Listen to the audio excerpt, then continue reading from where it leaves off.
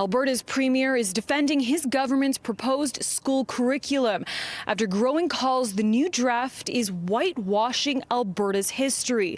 During a Facebook Live Monday night, Jason Kenney said historical injustices were taught out of context. There are some who would like to teach that Canada is basically a completely unjust or even legitimate settler state, and that our entire history is one of injustice and genocide. I think that is a terribly distorted, ahistorical view of this amazing country we've built. Some Albertans aren't holding back on what they really think about the new K-6 plan. The government's proposed curriculum makes our kids' education more colonial, cisgendered, American, and whiter. Racism, like religion, is a social fact.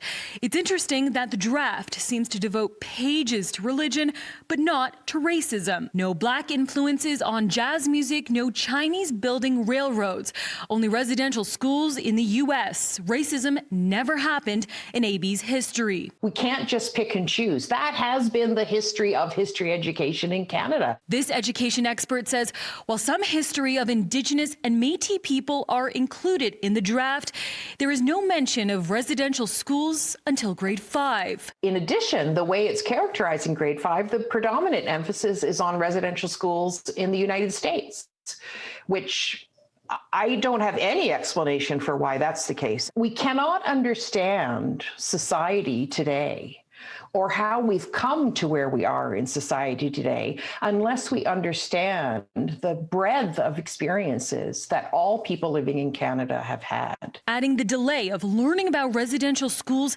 goes against the recommendations made by the Truth and Reconciliation Committee that students start learning about the parts of Canada's darkest history as early as kindergarten. No meaningful discussion of diversity of Alberta or Canadian communities.